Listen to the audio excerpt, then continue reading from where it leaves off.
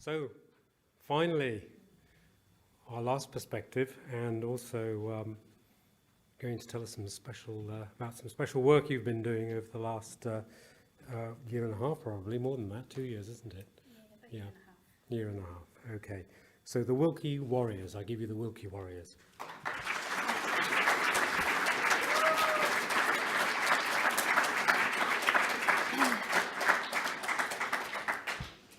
Well, that's not going to be a hard act to follow, is it, after Rachel? But what an inspirational lady she is, and as two parents standing here of a little girl with BBS, people like Rachel give us huge inspiration. So thank you, Rachel, and we'll try and follow in your footsteps and do a good talk here, but it might be difficult. So I would just like to introduce us. I am Ashley Wilkie. This is my husband, Liam. We have two gorgeous little girls, Caitlin, who is 4, who has BBS 10, and little Neve, who is 18 months, who is not affected by the syndrome. We live in a small town called Kirriemuir, which is in Angus up in Scotland. And we were... Caitlin was first given her diagnosis when she was 2.5. So I was lucky enough that I sailed pregnancy with her, no complications whatsoever. Birth was, as a first birth always goes, it wasn't the easiest, but we got there in the end. And the first thing that we noticed about little Caitlin when she came out was that she had 6 fingers and 6 toes. And I think because of my veterinary background, I instantly knew that something was wrong. However, health professionals, they tried to reassure us that nothing was wrong, and she had lots of genetic testing done, and we eventually were sent home. Nothing was wrong with Caitlin, da-di-da-di-da. I'm sure this story sounds quite familiar to a lot of you out there. So Caitlin, she started to not meet any milestones, so her little peers were crawling, her little peers were babbling, and we had this little pudding that sat there, and all she wanted was milk and to sleep, and she was the most amazing little baby. She gave us no problems whatsoever. She slept from 8 weeks overnight, and as long as she was fed, she was happy and content, but that was all that she was doing. So we got our health professionals back involved when she was about 18 months. And she was just shy of 2.5 when we got the diagnosis of BBS. And that was in March of 2017. So shortly after that, we fell into the arms of BBS. We got in touch with Tonya, who was a bit of a lifeline for us. And she told us that this conference was about to happen just the following month. And we came down to our very first conference just 2 years ago and met our extended family, which is all of you sat out there today. Being of veterinary background, daily life in the veterinary hospital often comprises of us fixing things and making things better. And the very fact that I couldn't do this for my little girl was quite harrowing, and something that was a bit hard to take. So we came away from first conference inspired by some of the talks that we heard. We certainly came home and we chatted quite a bit about the work that Phil and his team were doing into gene therapy, and how we felt that was something that we were extremely interested in, not just for our little girl, but for every other little child being born with BBS, and moving forward that, you know, if we got a breakthrough in that field, that would make such a difference to our wee warriors that are out there. So we decided we couldn't take this syndrome away from our little girl, but we decided to dedicate 2018 to doing a little bit of fundraising, not only to help BBS UK, but to hopefully make some pennies to put into the pot to help the wonderful research that's been going on at GOSH and other places as well. So the first thing we decided to do was fabricate some charity wristbands.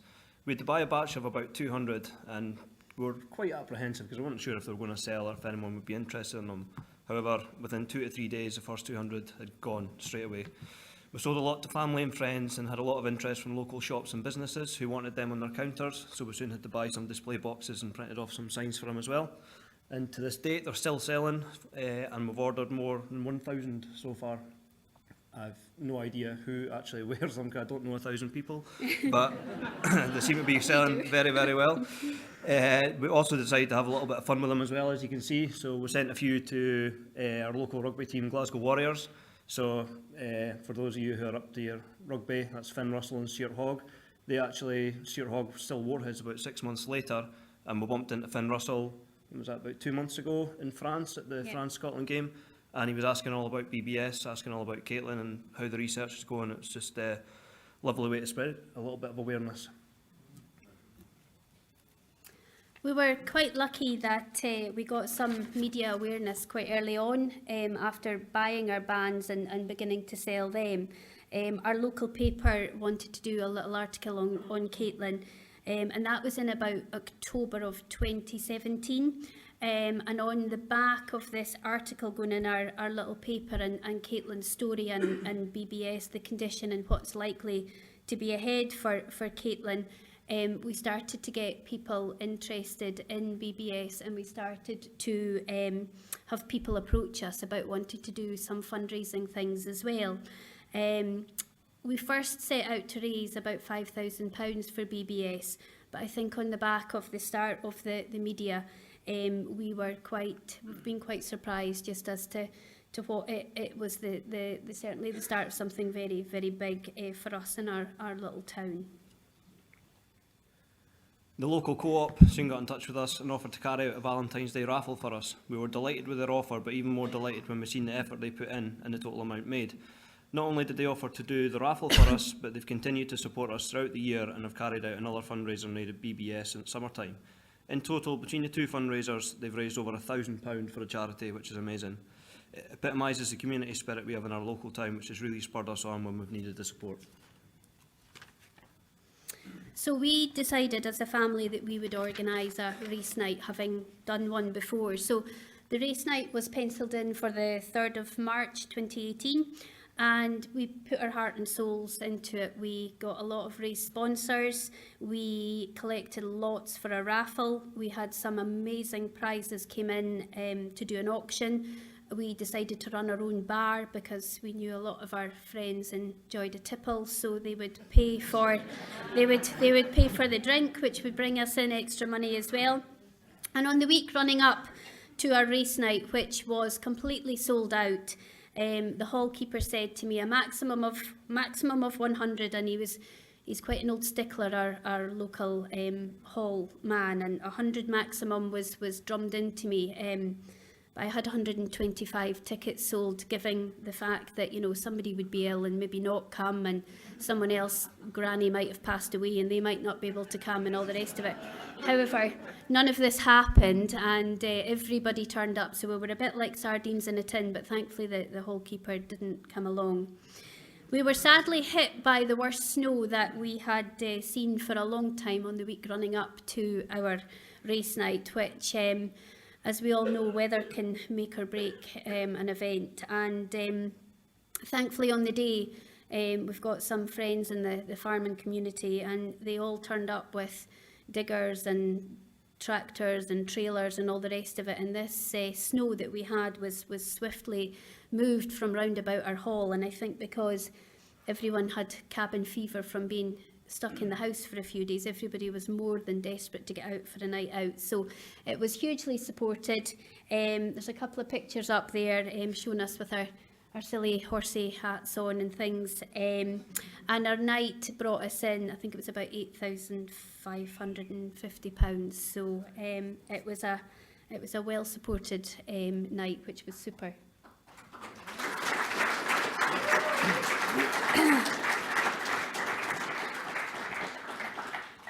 Next up was a local feel-good festival. We'll be honest, I don't think any of us really knew a great amount about this, but the opportunity to discuss and explain to our local community about BBS was too good an opportunity to miss. There were a number of talks on throughout the weekend covering many different topics. However, we were lucky enough to get the largest crowd of the weekend. As you probably fathomed out, I'm not much of a public speaker, in all honesty, so to say I was nervous was a complete understatement. We worked through our speech though, and were delighted to see so much interest in the condition. It was an emotional speech for us both. It was the first time we'd properly spoken about it in public. However, despite a few tears, we got through it, and the confirmation that we'd spread a little further awareness for all the locals who are going to see Caitlin grow up was all we could ever have wanted. Inverness Half Marathon was also in March of last year, and my three very close friends, Karen, Emma and Karen, decided that they wanted to do their little bit for Caitlin, and they signed themselves up to this half marathon, which was a massive challenge for all three of them.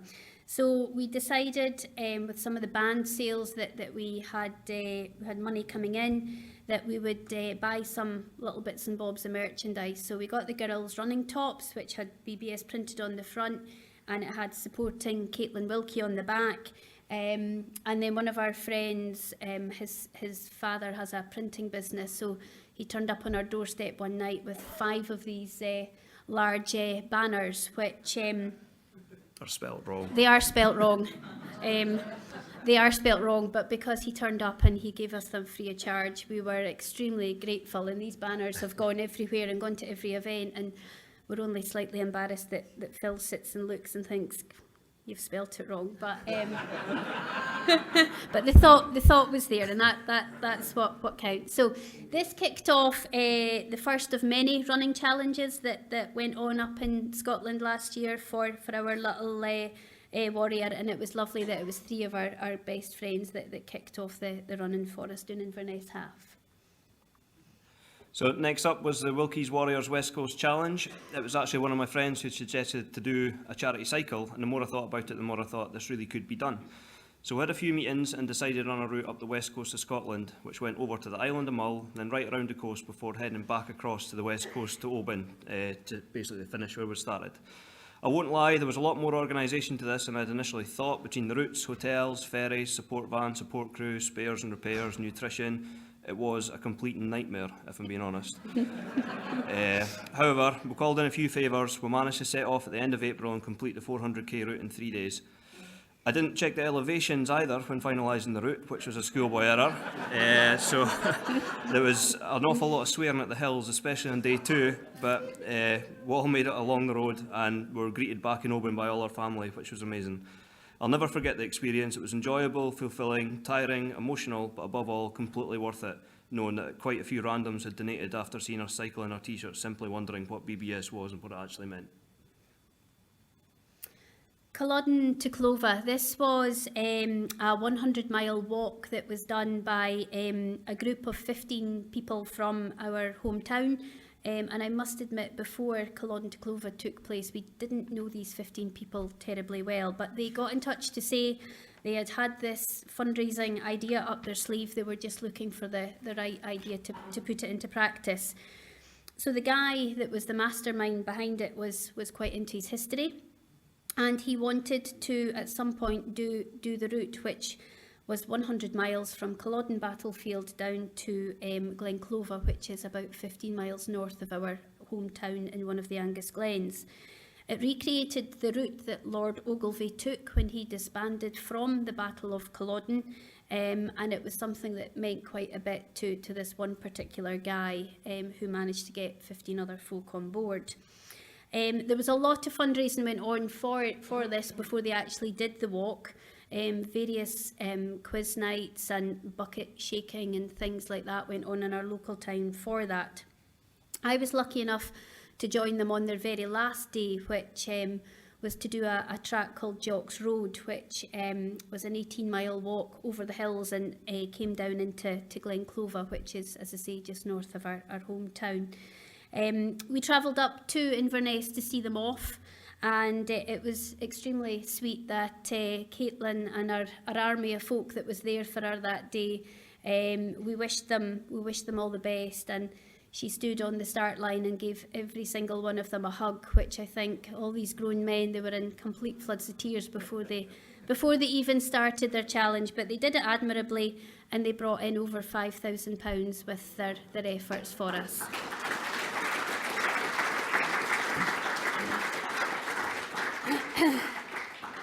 So now we've got one of Caitlin's nursery friends' mums, Emily MacDonald.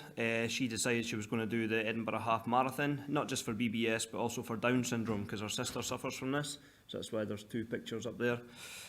Hugely touched by this and offered her any support we could. And she ended up completing a half marathon in a fantastic time. And I think she got about £400 for each charity as well. Or sorry, 300 for each charity, which was an amazing effort. Again, really touched by her efforts. Our local car club decided they have a fundraiser every year, and it's usually in the form of a race night as well. And because there had been some media and a lot of people in the town talking about Caitlin and BBS and what it all entailed, the car club had their race night. They made £1,000 and they decided to dedicate that to BBS. So we were lucky enough that they asked us to go along to a wee photo shoot with them again, which made the paper. And we were lucky enough to see some of their lovely cars that they have. And Caitlin was delighted to get a seat in some of them and pretend that she was driving, quite the thing. So that was another £1,000 that we had nothing really to do for, but it was extremely kind of them to think of us. Next up is the tractor run. I won't lie and say I knew what a tractor run was when I first heard about it, but we both went with the flow, hoping to find out without having asked a silly question. I soon found out that basically a bunch of farmers who had vintage tractors that decided to go for a drive in their old tractors, but all donated a few pound in the process. We were at the finish line to welcome them back from their day, and as you can see from the photo, they were good enough to let Caitlin have a shot of their pride and joy. The run itself raised £500 from entries, but the owner of the farm where it started and finished decided to double this and donate £500 herself to take the total up to £1,000. Yet again, great local community spirit and something which, again, we had absolutely nothing to do with. It was just people hearing about the story, which was really good. The Loch Leven walk, we were extremely touched by a pensioner who we didn't know was a friend of a lady that we did know. She had heard about Caitlin's story through her friend, and she got in touch to say that every year she does this 26-mile walk around Loch Leven.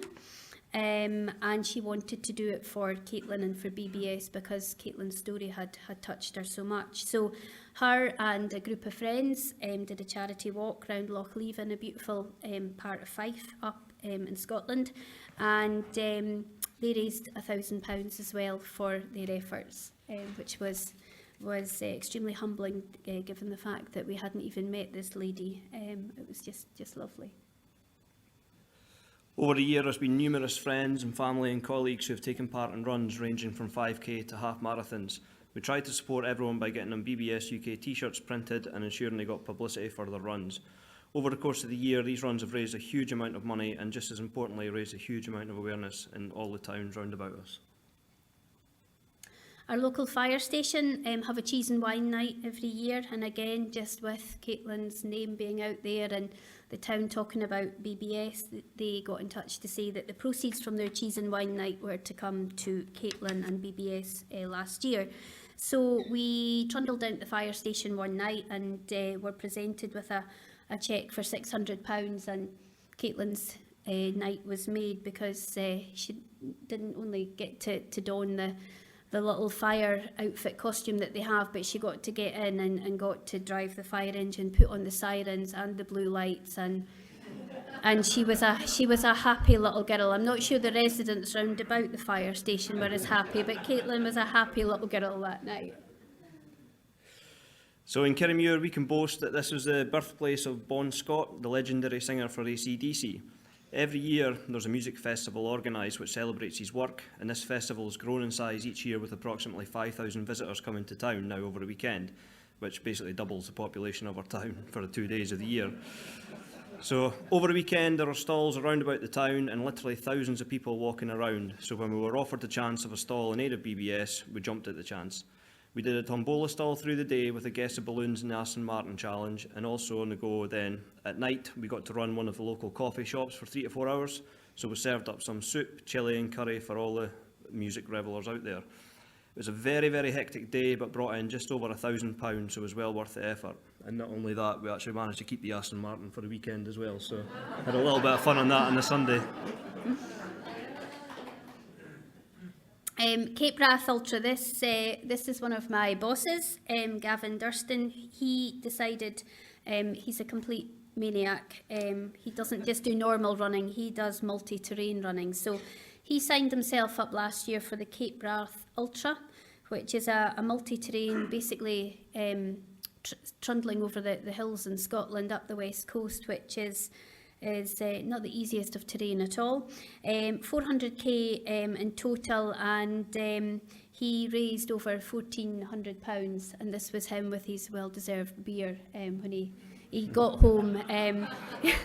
He certainly lost a little bit of weight on the 5 days that he was away, so we didn't deny him quite a few beers at the finish line. But it was amazing that he did it. It was amazing that he finished it, and it was more amazing that he did it for BBS UK. So this brings us to the Dundee Kilt Walk. This was my personal favourite event from last year. It was actually Margarita that informed us about this event at last year's conference. She said it was a good fundraiser, as not only do you get gift aid, but the organiser, Sir Tom Hunter, adds 40% onto all monies raised as well. We found out Dundee was hosting one, so given it's only 20 minutes away from us, it was rude not to attempt it. There were 3 distances people could walk. There was 6 miles, 11 miles, or the full 25. We decided to advertise this around friends, family, and see if anyone was interested, as it literally was just a walk which all abilities could do. We were staggered when we ended up getting 72 people to sign up for our team. I managed to get a good sponsorship from a client at my work who bought all the t-shirts and printed them all, so we had everybody kitted out in all colours of BBS UK t-shirts, which was amazing. The walk itself was tough as we chose the 25 miler, however seeing so many BBS UK t-shirts walk around was great. The event itself raised a huge £18,000 in total for us between the 72 people in our team. The best fundraiser of the year, without a doubt, and a brilliant event with all the people there, and definitely one we'll be aiming to try and do again this year or next year.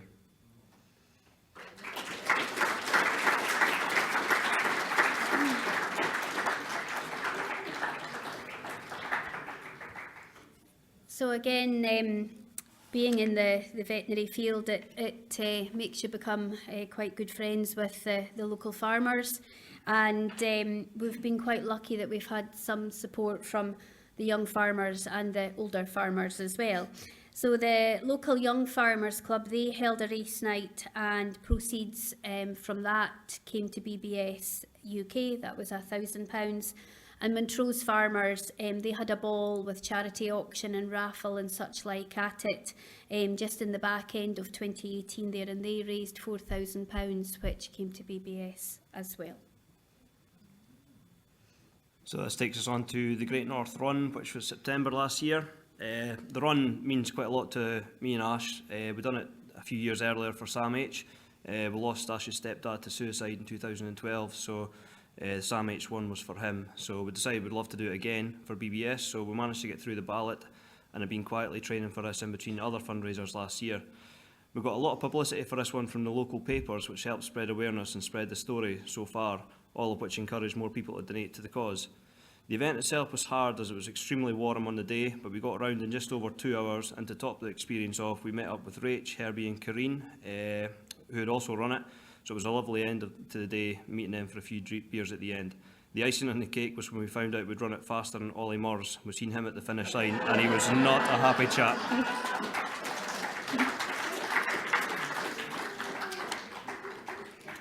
So before we knew where we were, it had been a busy year for us and the family. Christmas was almost upon us, so we were extremely lucky at Christmas time that we had influxes from people who decided not to send Christmas cards, but instead donate to BBS UK what they would normally spend on Christmas cards. We had people who wanted to do Christmas raffles, all of which proceeds came to BBS UK. And we were completely humbled by, again, another pensioner that lives in our town who she sadly doesn't have any family of her own, but she got in contact and said every year at Christmas time she donates £500 to charity, which she believes would be the amount that she would spend on cards and presents should she have family. So we were quite blown away by this, because again it was a pensioner that didn't really know us, didn't know Caitlin, but having read her story in many of the newspapers, decided that she was going to help us out at Christmas time there. So we thought that was a real lovely thing to do. As the slide states, it's impossible to mention everyone and everything that's happened over this past year, as we'd literally be here all night, and I'm sure you all have far better things to be doing than listen to me waffle on for the next few hours. But between coffee mornings, tombolas, numerous runs, World Cup sweepies, gin tasting evenings at our local pub, donations from local running clubs, donations from local builders, sales of donated golf balls, there really was a huge and varying number of ways to make as much money as possible for BBS, and opened our eyes to how many different ways there was to bring in a few pounds. We honestly can't thank all the people who have supported us enough for their efforts throughout the year. It's been tremendous, absolutely tremendous.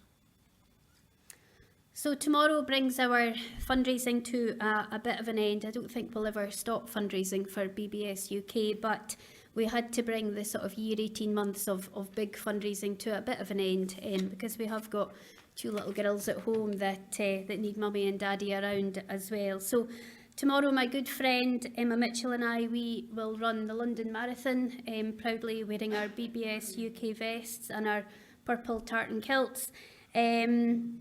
We've trained all winter up in Scotland, so we're quite glad that weather forecast for tomorrow is not what it was of Sunday past.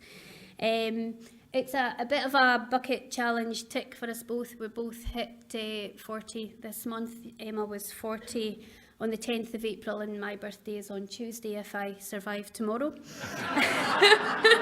It's a big if.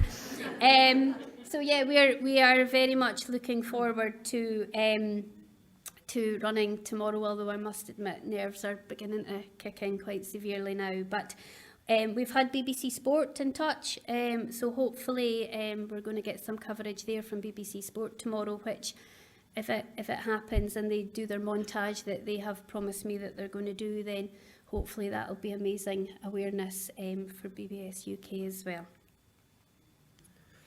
So we'd always wanted to sign off in style, so we'd racked our brains last year about what we could do, and we thought about having an end-of-year ball, a chance to dress up, have some food, a few drinks and dance to celebrate what's been a tough but fantastic year. We booked this for the 3rd of March this year, which was 1 year to the day since our first fundraiser at the race night last year. We were delighted to welcome Tonya, Rob, Stefan, Richard, Rachel and Professor Beals to the ball, and it was brilliant for everyone who'd supported us to meet you all and hear directly from Professor Beals about where the research currently is with regards to gene therapy. We had 190 people there and the night was a great success, plenty of fun and laughter. Even though it wasn't a fundraiser, we managed to do a small raffle and auction which brought in about £4,000 in the night, which was immense. It was a fitting finale to the year and one that will stay with us for a long time. And you never know, fingers crossed we'll maybe organise another one in the next year or two. So just in summary, we obviously have had a fantastic year of fundraising. We set out to raise £5,000 for BBS UK, and we are currently sitting, with everyone's kindness, at around about £79,000 that has come into the...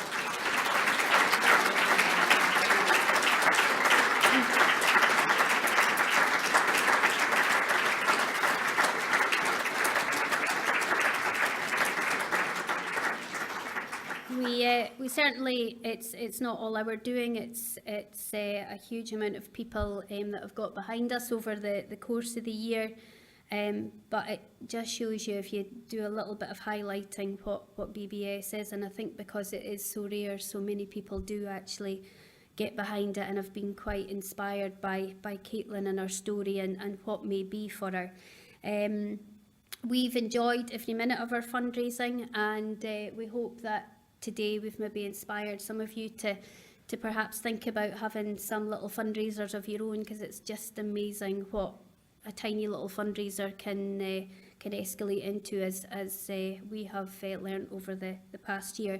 We will be delighted to offer any help, assistance or advice to anybody that may be thinking about having a fundraiser. So if anyone has any questions or want to chat to us over a pint in the bar, then feel free to do so. I'll obviously be having a pint of water, but but thank you very much for listening.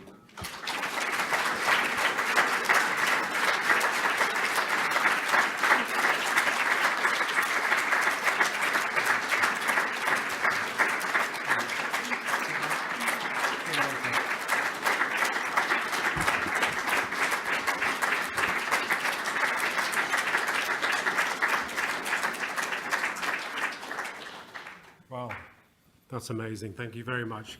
We cannot thank you guys enough for what you've been doing.